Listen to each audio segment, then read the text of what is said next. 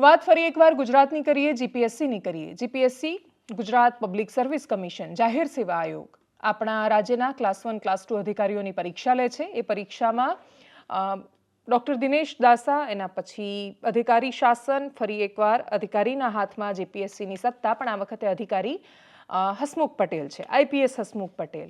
હસમુખ પટેલ જ્યારે જીપીએસસીમાં આવ્યા ત્યારે ખૂબ આશાથી ઘણા બધા લોકોએ જોયા, એમને વધાવ્યા અને એમની પ્રામાણિકતા પર સંદેહ કોઈ કરતું નથી. પણ નિર્ણયો જે એવા આવે કે જેની ટીકા થાય અથવા જેની આલોચના થાય, ત્યારે એ ટીકાને હસમુખભાઈ પટેલ કઈ રીતે લઈ શકે છે એના પર આવનારો સમય એ આધારિત રહેવાનો છે. વિવાદ શું શરૂ થયો છે, મુદ્દો શું છે? જીપીએસસીનું કહેવું છે, જીપીએસસી પરીક્ષા લે છે, પરીક્ષામાં ઘણા બધા પ્રશ્નોના જવાબો એવા હોય છે કે જે જવાબો વિદ્યાર્થીઓને ઉમેદવારોને એવું લાગે છે કે જવાબ ખોટા છે. એ જવાબ જ્યારે એમને ખોટા લાગે ત્યારે એ જીપીએસસીને પડકારે છે. જીપીએસસીમાં ખાસા સમયથી આ પ્રકારની વ્યવસ્થા છે કે તમને જો આન્સર કીમાં ભૂલ દેખાય તો તમે જીપીએસસીને પડકારી શકો છો, એમનું ધ્યાન દોરી શકો છો કે આ જવાબ અમને ઇનએપ્રોપ્રિએટ લાગી રહ્યો છે, તમે આના પર પગલાં લેશો. જીપીએસસીને જો સાચું લાગે તો એ પગલાં લે અને ન લાગે તો એ નથી લેતા પગલાંને. છેલ્લે બહુ જેન્યુન કેસ ઉમેદવારોને એમના તરફી લાગતો હોય તો એ વાત આખી હાઈકોર્ટમાં જતી હોય છે. હાઈકોર્ટમાં જ્યારે કોઈ પણ ભરતી જાય ત્યારે અટવાઈ જાય, એ પણ હકીકત છે. જીપીએસસીએ આ વખતે ઘણા બધા નવા જે નિર્ણયો કર્યા આઈપીએસ હસમુખ પટેલના આવવા પછી, એમાંથી એક નિર્ણય હતો કે પરીક્ષા આપતા પહેલાં એમણે સંમતિપત્રક ભરવાનું અને એમાં 500 રૂપિયા એમણે ભરવા પડે કે ભાઈ હું પૈસા આપી રહ્યો છું એટલે હું એન્શ્યોર કરી રહ્યો છું કે નહીં, હું આવીશ પરીક્ષા આપવા. આ એટલે પણ જરૂરી હતું કેમ કે પરીક્ષા આપવા આવતા માણસો એ બહુ બધા લોકો ફોર્મ ભરી દે પણ પછી એક્ઝામ આપવા ન આવે, એ પ્રકારે વ્યવસ્થા થઈ હોય તો એમાં સમસ્યા અને સવાલો આવી શકે. અને એટલે જ આ નિર્ણયને બહુ વિશેષ રીતે પડકારવામાં ન આવ્યો. પણ જીપીએસસીએ નવો નિર્ણય એ લીધો કે હવે તમને કોઈ પ્રશ્નમાં વાંધો લાગે છે અને તમે એમાં વાંધા અરજી કરી રહ્યા છો તો તમારે એક પ્રશ્ન દીઠ 100 રૂપિયા આપવા પડશે. માત્ર 100 રૂપિયા આપવા આ પ્રકારની સિસ્ટમનો પ્રશ્ન નથી. આવી સિસ્ટમ આના પહેલાં ગેટ જેવી પરીક્ષાઓમાં પણ હતી કે ગેટમાં જ્યારે ગેટની એક્ઝામ લેવાય તો ગેટમાં તમને કોઈ પ્રશ્નમાં વાંધો લાગે તો એ તો 500 રૂપિયા જેવો ચાર્જ કરે છે. પણ એ વાંધા અરજીમાં જો તમારો સવાલ ગ્રાહ્ય રખાય અને તમે જેન્યુન વાંધો ઉપાડ્યો હોય તો એ પૈસા પાછા મળે છે. જીપીએસસીએ રિફંડની વ્યવસ્થા નથી રાખી. પ્રાઇમા ફેસી જે માહિતી ઉપલબ્ધ છે, જે પ્રેસ કોન્ફરન્સમાં સાંભળ્યા એ પ્રમાણે ઉમેદવારોને અમે પૂછ્યું, એમણે પણ એવું કહ્યું કે રિફંડની કોઈ વ્યવસ્થા નથી અને રિફંડ કરતા એ પ્રશ્ન સ્ટેટસની વ્યવસ્થા નથી કે મેં એક વાંધા અરજી મૂકી એના પછી હું જીપીએસસીની વેબસાઇટ પર નથી જાણી શકતી કે એ ઇન પ્રોસેસ છે, મારી વાંધા અરજી સ્વીકારાઈ છે કે રિજેક્ટ થઈ ગઈ છે. તો ઉમેદવાર જ્યારે 100 રૂપિયા ખર્ચે છે અને એવા અનેક પ્રશ્નો આવે, 6 થી 7 પ્રશ્નો આવે, તો એ વધારે દ્રઢતા સાથે ઉકેલો સવાલ થઈ જાય છે. આ પ્રશ્નો જ્યારે થયા ત્યારે જીપીએસસીના અધ્યક્ષ હસમુખભાઈ પટેલે એવું લખ્યું કે ટીકામાં તમારે જેટલો સમય બગાડવો હોય એટલો બગાડો, આ નિર્ણય હાલની પરિસ્થિતિમાં તો નહીં બદલાય.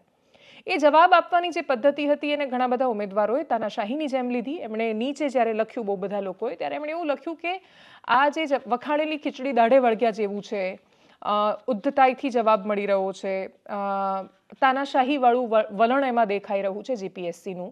જીપીએસસીનો એક ઉદ્દેશ્ય હોઈ શકે ને એ આશય શુભ હશે એવું આપણે માની પણ લઈએ. પણ ઉમેદવારો જે પ્રશ્નો માટે વાત કરી રહ્યા છે એ પ્રશ્નો કયા છે જેમાં ભૂલ છે? તો ઉદાહરણ મારે એક જ પ્રશ્નનું આપવું છે અને એક પ્રશ્નનું ઉદાહરણ પૂરતું છે એ સમજાવવા માટે કે પ્રોવિઝનલ આન્સર કીમાં કેવી ભૂલ થઈ છે. સામાન્ય રીતે પરીક્ષા પૂરી થાય એના પછી PAK આવે, જેને આપણે પ્રોવિઝનલ આન્સર કી કહીએ, એના પછી FAK આવે, ફાઇનલ આન્સર કી. PAK જે આવે એના પછી વાંધા અરજીઓ થતી હોય છે. એક પ્રશ્ન છે જીપીએસસીમાં પૂછાયેલો કે ગુજરાત રાજ્યનું સ્થાપના વર્ષ કયું, સ્થાપના ક્યારે થઈ? તમે સામાન્ય જ્ઞાન ધરાવતા કોઈ પણ વ્યક્તિને આ સવાલ પૂછશો તો એ આંખ બંધ કરીને અડધી રાત્રે પણ ઊંઘમાંથી ઉઠીને કહેશે કે વર્ષ 1960. આ એટલી સરળ બાબત છે. પણ આ પ્રશ્નનો પ્રોવિઝનલ આન્સર કીમાં જવાબ છે 1961. આ પ્રશ્ન સોલ્વ કરવા માટે ઉમેદવારે જ્યારે 100 રૂપિયા ભરવા પડે ત્યારે એને નડશે. એ પ્રશ્ન કરશે કે ભૂલ જીપીએસસીના એક્સપર્ટની, ભૂલો કરે જીપીએસસીના નિષ્ણાંતો, તો દંડ તો એમની પાસે લેવાવો જોઈએ જે લોકોએ આ આન્સર કી આપી. એવા કેવા વિષય નિષ્ણાંતો છે કે જે ગુજરાતનું સ્થાપના વર્ષ 1961 કહી રહ્યા છે? તો દંડાવા એ માણસો જોઈએ જે લોકો ભૂલ કરી રહ્યા છે. એની જગ્યાએ જો તમે 100 રૂપિયાનો ચાર્જ એવું માનીને લેશો કે ભાઈ ઉમેદવારો તો ખાલી વાંધા અરજીઓ કરે રાખે છે, તો સામાન્ય રીતે આવા પ્રશ્નો માટે જીપીએસસી આપતા ઉમેદવારો આ પ્રકારનું વર્તન નથી કરતા. જીપીએસસીની તૈયારી કરતા ઉમેદવારો ખૂબ ફોકસ સાથે તૈયારીઓ કરતા હોય છે. એમના ધ્યાનમાં એ બધા વિષયો હોય છે, એમને આ પ્રકારની વાંધા અરજી કરવી પડે એ જ જીપીએસસી માટે પડકાર છે, પ્રશ્ન છે. જીપીએસસી પર ઊભા થતા પ્રશ્નો અને આ બહુ શરૂઆતનો સમય છે. હમણાં જ જીપીએસસીના અધ્યક્ષ બન્યા છે આઈપીએસ હસમુખ પટેલ, અને એટલે જ એમને કોઈ એક ઘટનાક્રમમાં એમને જજ કરી દેવા એ પણ ઉતાવળ છે. એમનો જે અતીત છે પરીક્ષાઓ લેવાનો એ ખૂબ પારદર્શી રહ્યો છે. એમણે ગુજરાત રાજ્યને ખૂબ સારી વ્યવસ્થાઓ આપી છે, એમણે ખૂબ સારી રીતે પરીક્ષાઓ કન્ડક્ટ કરી છે, એના પરિણામો બહુ સારી રીતે આવ્યા છે. અને એટલે જ ભરોસો રાખવો એ ઉમેદવારો પાસેથી અપેક્ષા રાખી શકાય. પણ જીપીએસસી જો જડતા સાથે પોતાનું એ જ વલણ રાખશે કે નહીં, તમારે ગમે તેટલી ટીકા કરવી હોય એ કરો અથવા ટીકામાં સમય બગાડો, જીપીએસસીના ઉમેદવારો પાસે મોટાભાગે ખોટી દલીલોમાં સમય બગાડવાનો એટલો સમય નથી હોતો. ખૂબ ગંભીરતાથી તૈયારી કરતા આ છોકરાઓ છે. એમનું જીવન આપણે જ્યારે જોઈશું ત્યારે આપણને સમજાશે કે પરીક્ષા પાસ થયા પછી એમની જે કહાનીઓ આવે છે ને, કે ખૂબ નાના ગામમાંથી આવીને ગંભીરતાથી મહેનત કરીને ક્યાંક પહોંચવાની ઉમ્મીદ સાથે એ લોકો આવ્યા હોય છે. એ લોકો જ્યારે 100 રૂપિયા માટે પ્રશ્ન કરે છે તો જીપીએસસીની પાસે એ જવાબ તો હોવો જોઈએ કે એ માણસની સામે તમે શું પગલાં લેશો જે 1961 જવાબ લખી રહ્યા છે?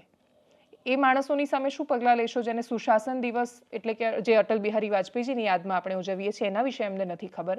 પ્રશ્નો બહુ જ સામાન્ય છે જેમાં આ પ્રકારની ભૂલો છે.